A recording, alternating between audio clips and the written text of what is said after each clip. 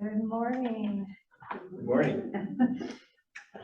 Let's see, I'll get myself situated here. Push this up a little bit more for you. I think I'm all right. You're okay. Yeah, all right. Excellent, excellent. All right, well, thank you so much for having the district here. We're just so happy to meet the community and just very excited, of course, to talk about native plants and rain gardens and how we all can make differences in our own yards. So there are a couple manuals, iterations of rain garden manuals, and I'll just show those right up front first. So this was the first version of the rain garden manual, and then it has been improved to this one, and a new version is coming out this month or next month. They should become available. It's just more pictures, so this is pretty it's an excellent resource, but those new ones will be coming out with even more great information. And they're available at your office? They aren't yet. We'll put some sort of posting up as to where they're going to be available.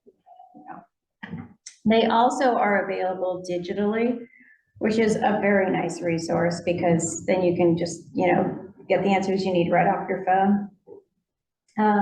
But yeah, so in our area, of course, we're all dealing with so much stormwater. We have these rain events, and sometimes it can feel just so overwhelming when you have all that water around your place. And so these rain gardens can help us not only get the water away from our homes, but can also reduce pollution. And the stormwater can carry so much pollution, and then it can enter into our waterways and really impact the greater wildlife. So today, we'll be talking about different rain gardens and how would you maintain such a thing. So sustainable landscaping, as you guys know, as master gardeners, can include so many different things. It isn't an all or nothing approach. You don't have to go completely native plants and have no, your specialty plant that you just love. It is you bringing in what feels good to you and incorporating as much natural native vegetation as possible, and maybe possibly mimicking what you see in the natural undeveloped areas around you. So having clear goals when you're working on a native landscape is to increase your diversity of plants. Sometimes when you might go to a development and you'll just see, I can't think of that plant that is the foundation plant of every house in every neighborhood. And yeah, laurel. So, but what you want is you want to have a variety of plants, a variety of flowers, and a variety of things that different insects and wildlife can come to and be attracted to. You obviously, with rain gardens and other things, you want to improve flood control or water around your house. Invasive plants are always something that we're battling with around here. Himalayan blackberry, Scotch broom, all those things can be just so frustrating because it's not a one-time event. It is a continuous event. And so, removing all those invasives, I'm just going to take a note here is many of you have probably used the weed pullers that we have, the Scotch broom pullers, but those are available at our office for free to borrow, as you are with WSU. So you're always welcome. Just give us a call and borrow those for a week or so, and then pull out as much of that Scotch broom as possible. So I encourage you to go ahead and take that on if you're inclined. And then we've been working a lot recently to really promote pollinator habitat and increase diversity for pollinators. And another is the food forest. So recently we were able to work with the city of Shelton And down at the Civic Center, we built a community garden down there, and we included a lot of native trees and berries and fruit trees. And so, as well as like incorporating the native plants in with those. So it's like a mixture of food and native landscaping. So I encourage you all to go down there. You can pick berries. It's not a individual person's plot. It's for people to browse and eat as they walk through. So our other garden that we have also is up at Callanan Park. That is a plot garden. I know this is off topic. However, I would love for it to be utilized more. There are still spaces and beds available. So if you know of a gardener who is interested in gardening, it is free to use. You just have to sign up for a plot, free water, and we also have seeds. So you're always welcome to reach out to the district if you're interested in food gardening. We're here for you. So the sustainable landscape is really like promoting native plants. And with that, you're going to be supporting wildlife. You're going to be encouraging diversity in your plants. So this is just kind of a representation of the options that you can work with.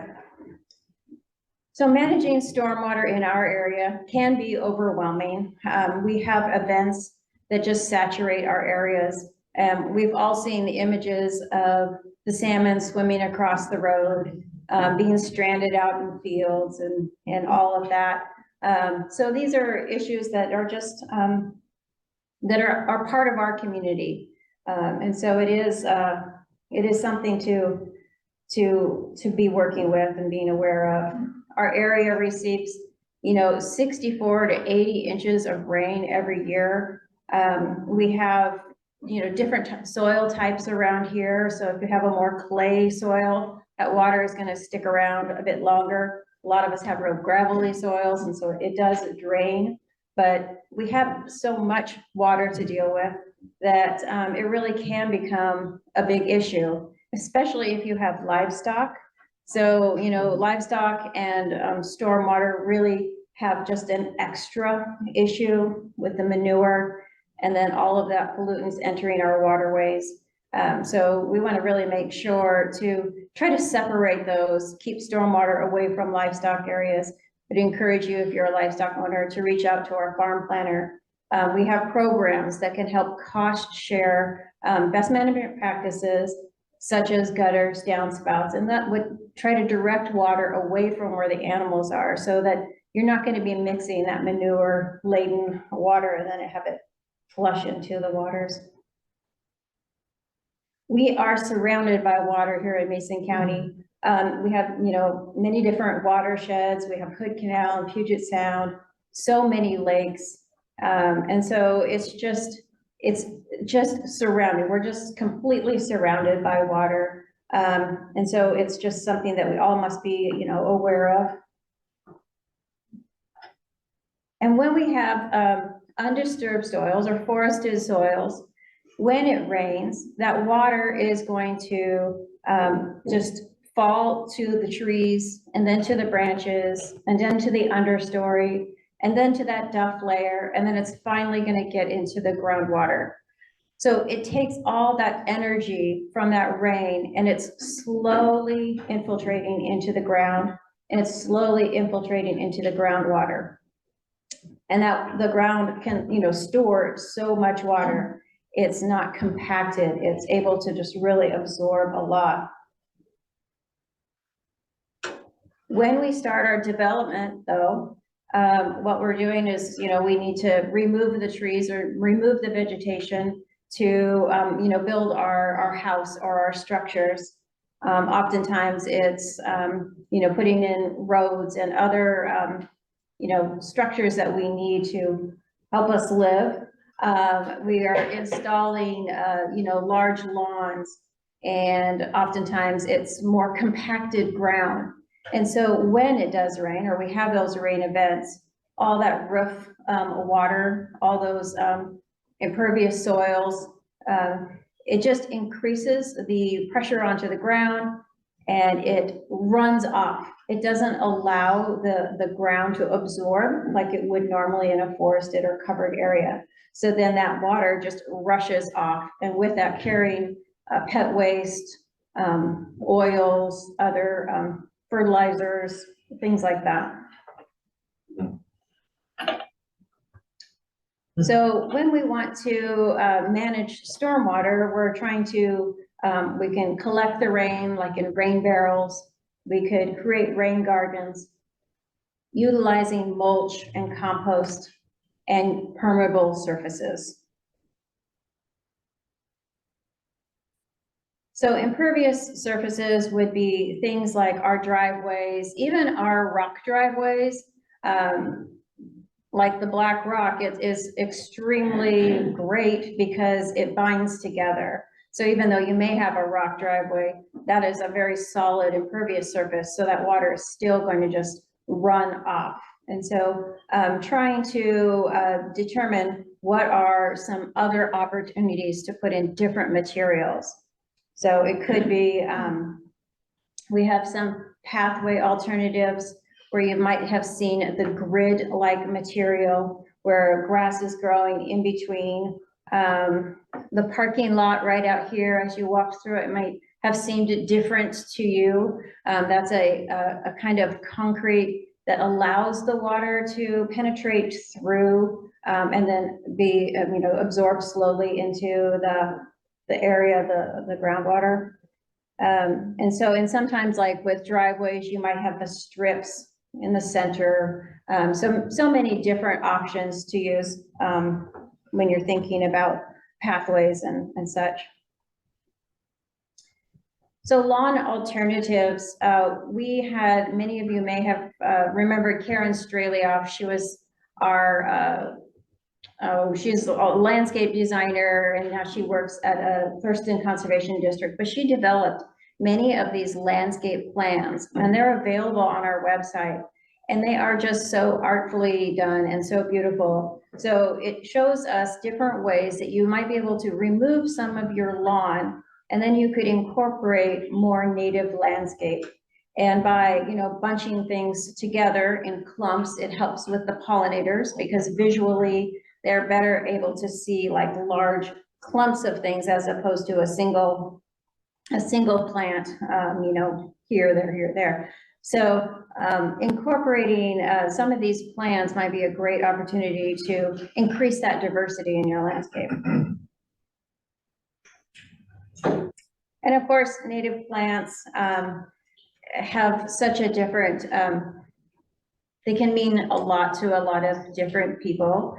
But if it was found here and it grows well here without a lot of any extra attention to it, then these are the plants that we would promote. They are they have animals that are associated with these plants. They rely on those plants and their flowers, and just really helps our native pollinators to thrive throughout the year.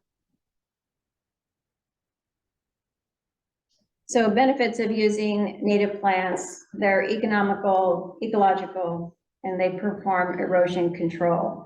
So these plants are, once established, you really don't have to do a lot to them. They are tricky in the beginning. All plants are. You definitely need to water them for the first several years in the summer, just because they are still trying to establish their roots. These plants also go deeper into the soil. So if you were to look at a lawn and you were to take a cross section of it, your lawn roots are rather shallow as compared to native plants, which can go so deeply into the ground and stabilize those soils. So planting those shrubs and trees will really help retain that the soil in place and improve erosion.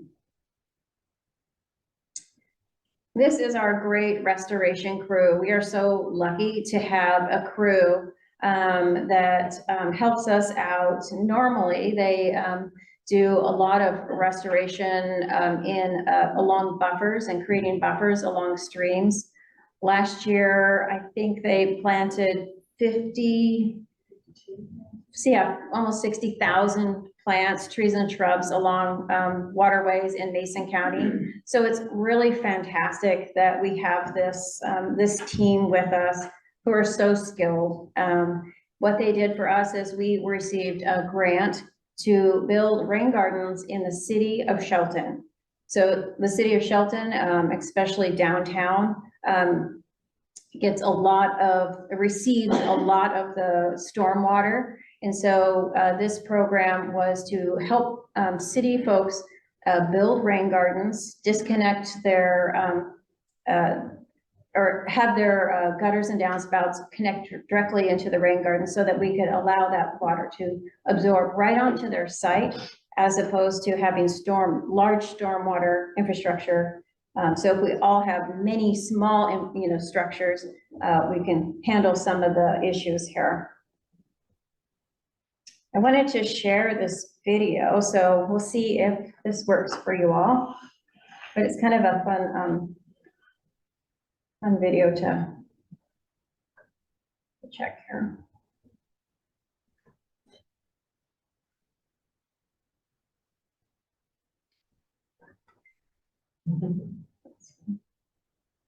All right.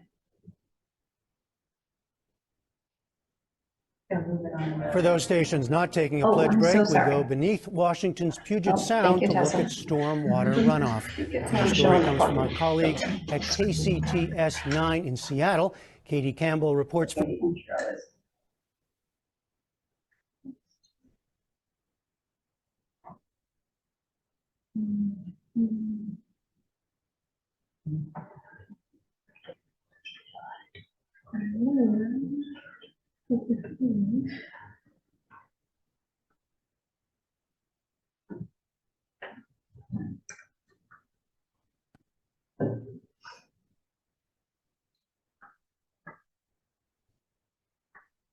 For Earth Fix, a public media project focused on environment reporting in the Northwest. See it. Hold on. We're almost there. We're almost there.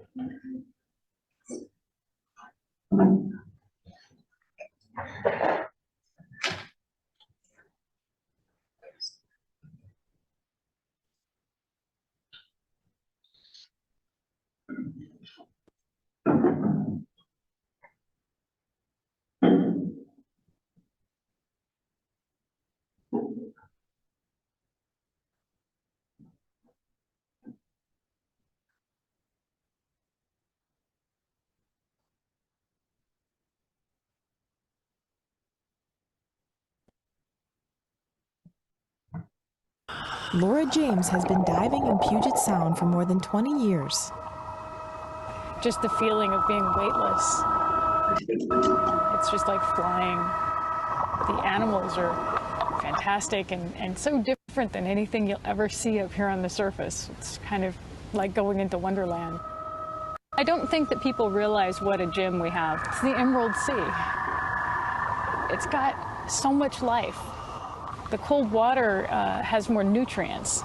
It can hold more oxygen, hold more nutrients than warm water. So you get tremendous invertebrate marine life. You get octopus and wolf eels and all sorts of sea slugs, just every color of the rainbow. You go beneath the sea and you're in this different world, and it's mesmerizing and brilliant. One day she came across something in the water that has haunted her ever since. We were coming up the slope and I saw what looked like a piling, and it was this big black column. And as we got closer, I realized that it was actually a storm outfall.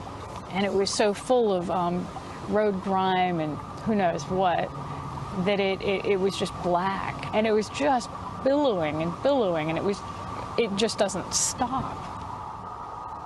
I, of course, went home and I started looking it up on the internet. I'm like, what's in stormwater? And I'm like, we don't want that there. Stormwater is a toxic cocktail of sediment, grease, tire wear, and any litter small enough to slip into storm drains. And that's just what you can see. there's much more we can't see. Microscopic particles of heavy metals like copper and zinc are commonly found in urban highway runoff. There's also oil and petroleum-based hydrocarbons. Contrary to what a lot of people think, runoff is Puget Sound's biggest source of pollution. Approximately 50% of the region believe that stormwater is treated, is captured and then conveyed for treatment to a treatment plant of some type, when in fact this doesn't take place. Almost all of this water goes off totally untreated. Throughout the United States, so much land has been paved over that the total amount of impervious surfaces would cover an area the size of Ohio. Every time water washes over these hard surfaces, pollutants pour into the nearest waterway. All these impervious surfaces means that water can't get through them, whereas if it rains in the forest, the water hits the ground and then very slowly seeps into the soil, and the soil acts like a sponge. It slows down the water, it cleans the water out, it filters it. And obviously an impervious surface like pavement just doesn't do that at all. Jennifer McIntyre is leading a team that's studying how polluted runoff impacts aquatic animals. The team recently collected runoff from a highway in Seattle and trucked it down to the Washington Stormwater Center. It's one of the only facilities in the world that's conducting cutting-edge research on what's known as green stormwater infrastructure. Green stormwater infrastructure is building stormwater control structures that more closely mimic natural settings. Things like rain gardens, bioswales, green roofs. These are developing facilities or things that help improve water quality that are trying to mimic those natural filtration aspects of water infiltrating into the ground or flowing through vegetation. Around the Northwest and across the country, new rules are being written that would require cities and counties to adopt green stormwater methods. But this prospect is causing some concern. Because green stormwater methods such as rain gardens are relatively new, little is known about them, or even whether they'd make any difference. People are running out there and just building rain gardens, and that's great, but there is the potential for them not to work because we don't know very much about them yet. So some of the things that we're hoping to learn here at this facility are: what are the best soil mixtures to use? What are the best plants to use? How long will these systems hold up to a continuous input of contaminants coming from stormwater runoff? We know that they reduce some of the contaminants that are in stormwater. We know that the flows can be reduced. These are all really good things, but is that enough? Is that enough to protect wild fish and their food web from some of the harmful effects of stormwater runoff? That's what McIntyre is trying to find out. Okay. Once all the stormwater was mixed and samples were taken, the team filtered half the water through soil columns that mimic what happens in a rain garden. They then filled a series of aquariums, half with the straight highway runoff and half with runoff that had gone through rain garden filtration. And each aquarium got 10 juvenile coho salmon, and then pretty much we waited to see what would happen. Her plan was to monitor the salmon for 4 days. But within 12 hours, all the fish that were in the straight highway runoff were dead. And the fish in the filtered runoff, all still alive. I think it's really telling that we can take something as concentrated and toxic as highway runoff and pass it through soil columns and have it no longer be acutely lethal to fish. While Jennifer McIntyre searches for answers in the lab, Laura James is trying to raise awareness in the real world by documenting the effects of stormwater with her camera. If I can capture this on film, if I can share this, it will truly give our waters a voice. Because people see it and they're just, it's like shock. They stop what they're doing and they actually look. It's like a connection. I see Puget Sound and our oceans as a reflection of us. They're a reflection of our humanity. And the storm drains are like a conduit of our humanity running in there. The Environmental Protection Agency at the federal level is in the process.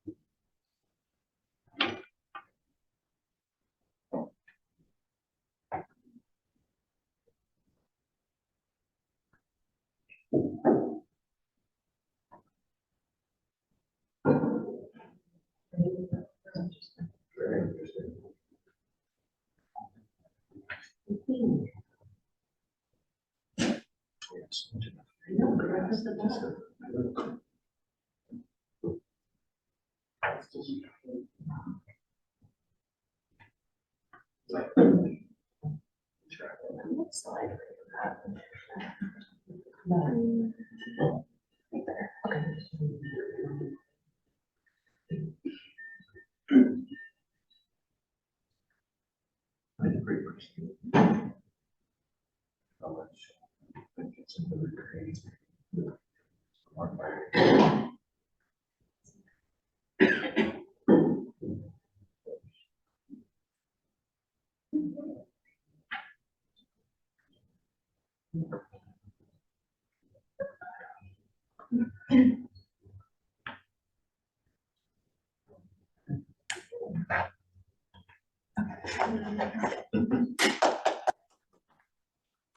Thank you, Tessa. Would not know what to do with that. So that was a bit long, but I think it really shows that even though maybe we're not connected, we're not in the marine environment, might not be our backyard, it all does flow there. It all does absorb. And so, you know, it's just a better way to like think broadly.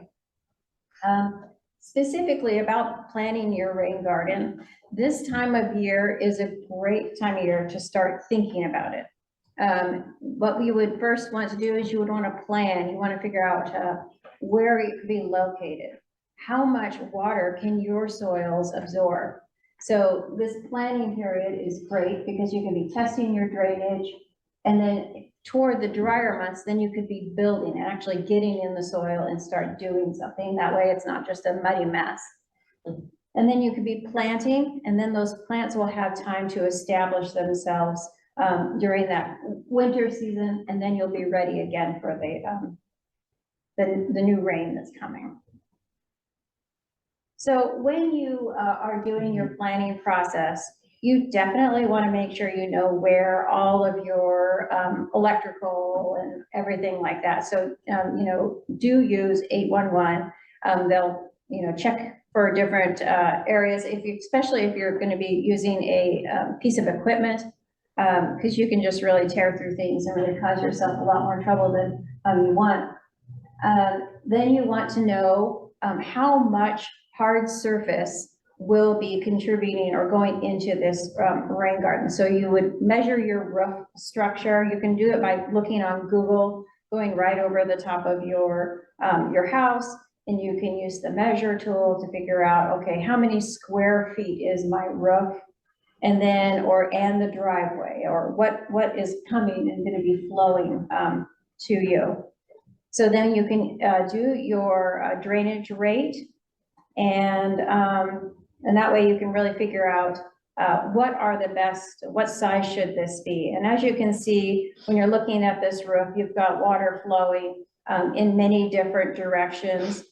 So depending on where your gutters are, you would likely maybe benefit from having multiple smaller rain gardens as opposed to like really trying to reroute and capture all the rain from your area into one rain garden. So in this example, what they're doing is they're taking this calculation of all the square foot of area, the hard surface, and they're calculating it all together. And then you're taking you'll be taking kind of a rough estimate would be approximately 30% of that area would be the size of your rain garden. So that's a rough estimate. In your rain garden manual, you know, either hardback or digital, there's the calculation tables are in there, and it'll really help you calculate how much you need. But a rough rule of thumb would be about 30%. So when you are doing your infiltration tests, you're going to be digging a hole, and you are going to have you're gonna pour water into this hole, and what you're gonna be doing is you're gonna be measuring how long does it take for that water to disappear. And so you're looking for anything like greater than, it's like 10.1% of an inch. If it's less draining than, let's see, 1 inch every, you want a half, let's see if I can get this straight here. You want a more a draining soil. So if you had a clay soil, then your rain garden is not going to be, it may not be effective. It may not be worth the effort if you have a very clay soil to put in a rain garden. So it needs to be a draining soil, and the better draining, obviously, the better your garden could be. So, however, too much drainage, then you might have your plants be more dry, and obviously then that would be something to consider as well. So in this book, which is a really good, like I said, example, it will take you through all the different steps of trying to determine the size of this this garden that you'll want to plan for. And it also has to do with, you are thinking of it as more of a improvement. It doesn't necessarily have to solve all of the problems, just like with all of our landscape plans, is you're not trying to solve every single problem. You're trying to reduce some of the issues that you might be having. When you're building your garden, you're going to be picking out an area that is at least 10 feet away from your structure. So you don't want it right up close to your house. So you want to be able to have an area that's big enough to contain some of the runoff that you're looking for. You're going to connect your gutter or downspout, and then you're going to pipe it into your rain garden. It could either be piped, or you could also do a rocky swale to make that water move towards your garden. And then you're also going to have an outflow, because not every rain garden will be big enough or sized large enough for some of the biggest rain events. So you will still need an outflow so that that water can drain out of there. And what you're looking for is for the rain garden to be drained in between 2 days. So you would have a rain event, and it should be drained and be the water gone in about 2 days. So this would be an example of like your the inflow. It could be that you are going to use a rocky swale, and you're going to make it, the water flow down through this, then enter into your rain garden. This is a before and after shot of just removing some of that lawn and then connecting that that gutter from the front of the house and into this rain garden. And you can see how, you know, adding that diversity of plants really could help the native pollinators, the birds, and other insects to really utilize this space more than they might be able to get out of just a green lawn. Of course, there's many different styles of a rain garden. So you could have a more, you know, natural look like the previous picture, or perhaps you would prefer a more modern look. So your rain garden can be designed how you feel it fits with your environment. So with this one, it's definitely more of a modern look. It's also a young garden, and so it's pretty, the plants are less established. With your rain garden, you are going to be digging out more material, obviously, than so that you are going to be creating this depression. You're going to be putting back about half of the soil, but the other half is going to be a mixture of compost. So you're going to make this, the material that you're putting back in the hole is much lighter, and it's not dense. It's definitely not compacted. It's going to allow that water to seep in there, and then it'll slowly go into the ground over time. When you're planting your garden, there are many different plants that you can choose, but as you can imagine, there are different zones in this garden. The lower area is going to be inundated with water over, 1 to 2 days. And so you're going to be choosing plants that prefer wetter feet. And then as you move up the sides of the garden, you're going to be choosing different plants. And then that top layer is that transition zone between, let's say if it was a lawn before, then you're going to be choosing plants that can handle drier conditions. And so these are, this is a representation of how you would build your garden. And as you see, so you've taken out that the soil and replaced it with that lighter color. So that's that compost and native soil mix. And then you're leaving about 6 inches of free space. So that will be your ponding area. And you'll be planting directly into, the base of it. So in zone 1, these are the wetter areas. The bottom of the area is going to be needing wetter plants that can handle that. So many of the sedges and the reeds, the grasses, red osier dogwood is a beautiful plant. And then 9-bark, deer fern. These are plants that can handle their feet being wet for a period of time. This zone 2 area are the side slopes. So you're slowly working up and you're adding more plants that can stand having wet feet, but they can also, they can take a broader range of conditions. So as you see, we have this image found in the Rain Garden Manual, and with the sedges at the bottom, the red twig dogwood, and then as you move up to the top, you're getting into your more traditional landscaped areas. So at the top, we would have the snowberry, columbine, Oregon grape, or camas. So just different native plants that you could incorporate into the zone 2's side slopes. And zone 3 is definitely the more your traditional yard work.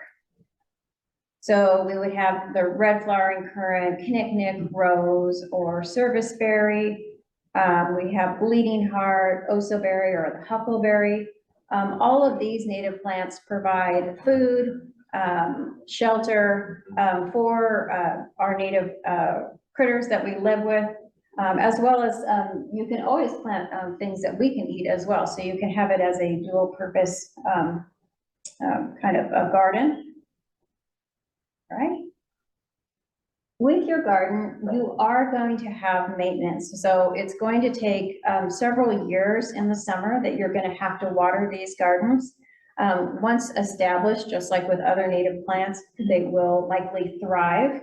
However, if you find a plant that's not doing well, then look at the other plants around that are doing well and substitute more of those. And this garden also doesn't have to be built, all at once with every plant put in it. It is something that you can evolve over time, or as you share plants with your friends and neighbors, or over the years of plant sales, you can just keep adding to those areas. So definitely mulching these gardens is very important. Just retaining as much moisture as possible.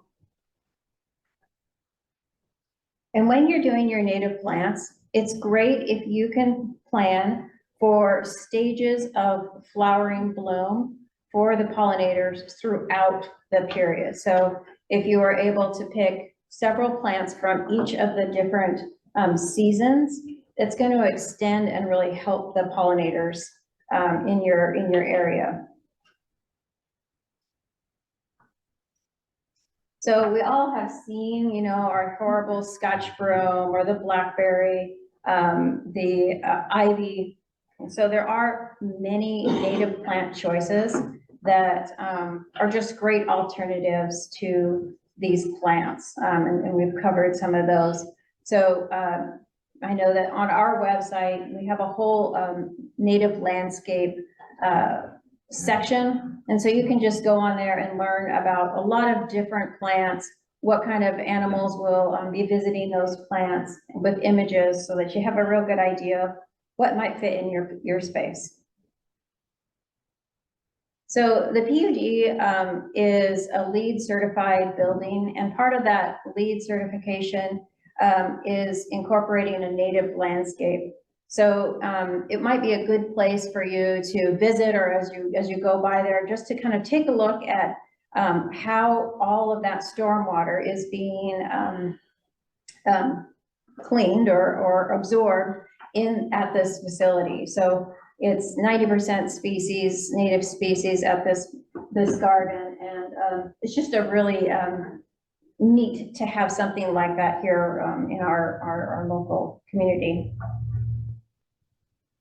So site prep and soils, your rain garden is special in that you are, like I said, you're going to be taking part of the native soil that you've taken from the hole and then also adding compost.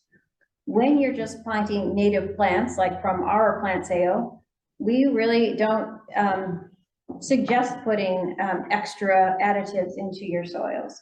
That you would just definitely want to water them well. You're going to want to mulch them and maintain as much moisture as possible.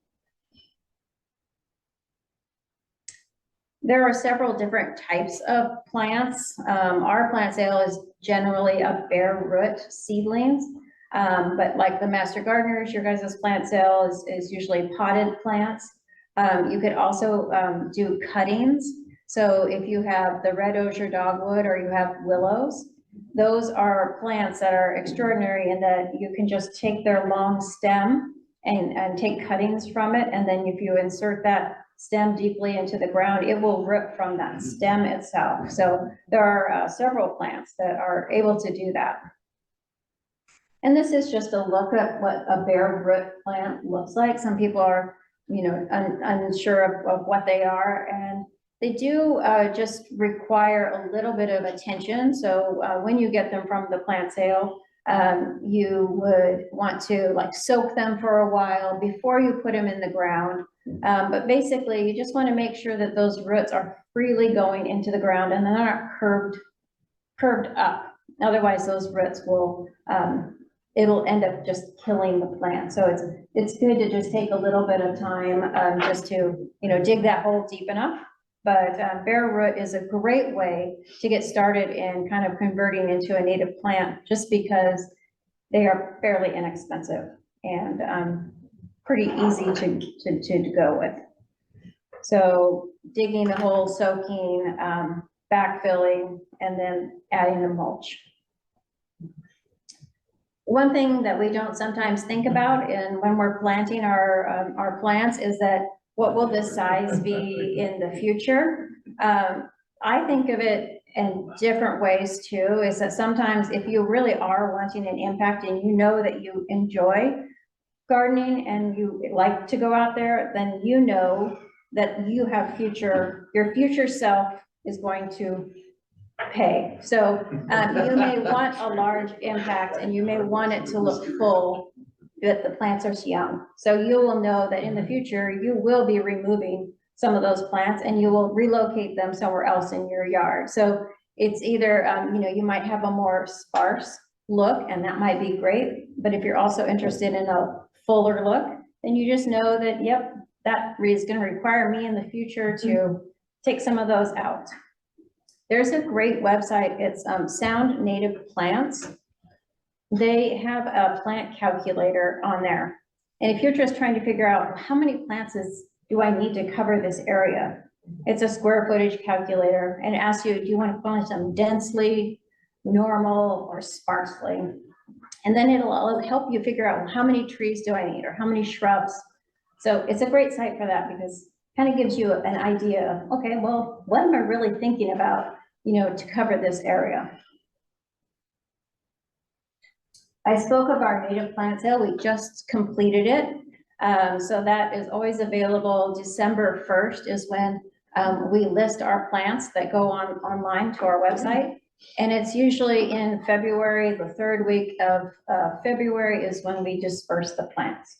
And we're always looking for volunteers. We had so many wonderful people come, master gardeners come this time and help us out. So you're always welcome to join us at Plant Sale. It's a fun way to talk about plants and talk to different people in your community. So some of the resources on our website, this again, just drawing the artistic rendition of the native plants.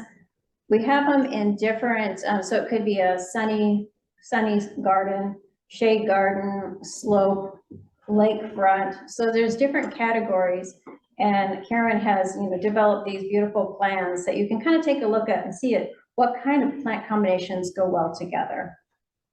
And then we have all the plant descriptions. And then we have these TAMs, these technical documents, and it's going to tell you, maybe it's more specific about what would be best to deal with a shoreline, or if you're experiencing erosion, and what plants specifically would help you with erosion. And that's it. So.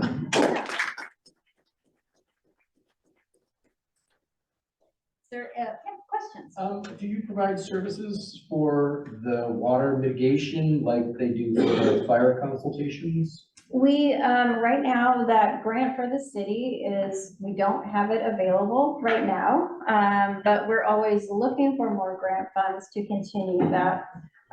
We will likely have more city programs, just because they have special concerns with stormwater. So if any city resident is interested, and right now we had an urban tree giveaway. So city residents we were encouraging the use of and planting of urban trees to help absorb, so right now that's what we have for city folks.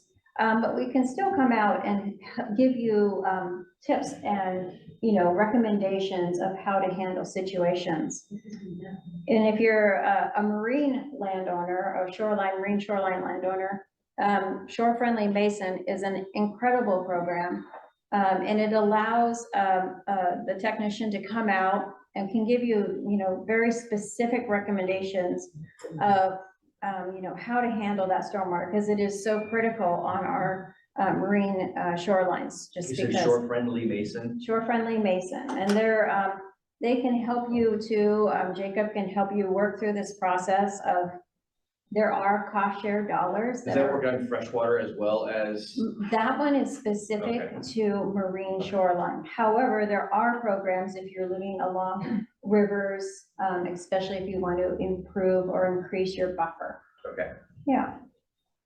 So yeah, we can come out and provide site-specific technical assistance. And that's just shorefriendly.org. Shore Friendly Mason, but you can go to masoncd.org. Awesome. Thank you. Yeah. What do you do during really hot summers with your rain garden? Is everything gonna wilt? Yeah, you would definitely need to water it. Yeah, so you would definitely have to either, use a sprinkler or just hand water your area. After a couple years though, you aren't going to need to. They will be established, but it is critical those first several years to really water them. You don't have to fill it, like it doesn't have to be inundated as you would during a rain event, just regular watering. Okay. Yeah. And then do you have a good source for large amounts of compost for something like that? Yeah, that's a hard one. We have a program and it's called the Manure Exchange Program. And however, you would need to have a place to finish that manure.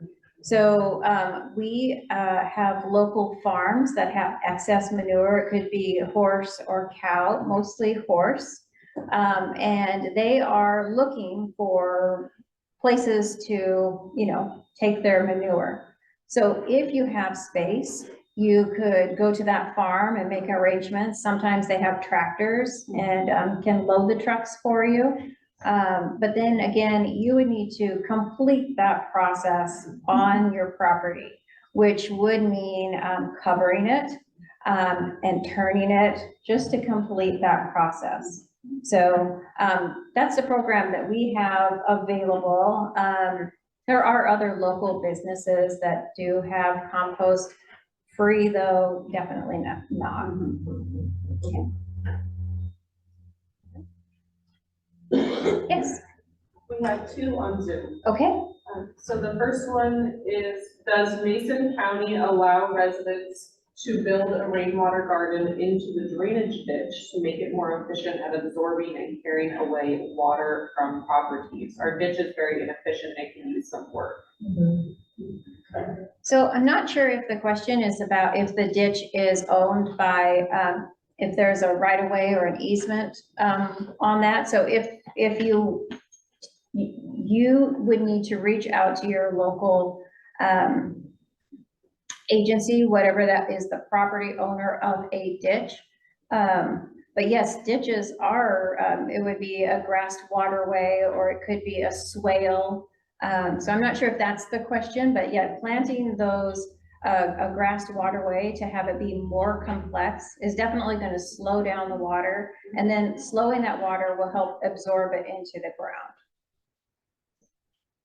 And then the second one is, will Mason County have any rain barrel programs in the next few years? Yeah, it is. We have definitely talked about that with Tessa and WSU. So we would love to be able to provide a workshop. And so it is, we have several community partners that are kind of working together to come up with workshop ideas. And that was one of the ones that we've talked about. Maybe next year. Maybe next year, that's right. Are cisterns used out here very much for collecting water? Yeah, they're starting to be more, Underground? yeah, they can be underground, that's right, or above ground. You can certainly divert your rainwater into rain barrels or a cistern. And so those are, we had one farm utilize it for their orchard. And so they were able to divert their roof water into a cistern that was, and then their orchard was lower. So then they were able to use gravity to water their trees. And so that is something that, you know, the farm planner, if it's an ag situation, you know, could work with you on. Yeah, there's a property out Pickering that actually what they do is they collect their rainwater and they use solar powered pumps to irrigate their orchard. Yeah. Yeah, there's so many exciting things that are happening now with irrigation and really utilizing the water that's falling from the sky. We've seen it, so. Yeah. Is there any concern about what's coming off your roof and using that in a vegetable garden then, if you're collecting? Yeah, I would, I mean, just from the video, it does make you, you know, question like what, I mean, I would think with our, it depends, I guess, where your setting is. If you're in an urban setting and you have lots of things. Yeah, I could see that going straight into a vegetable garden perhaps would be of concern. I would look into it more. I certainly can look into it and try to forward you some information, but yeah, I could see how, you know, those depending on what's on what kind of roof you have, or yeah. All right, thank you. Thank you.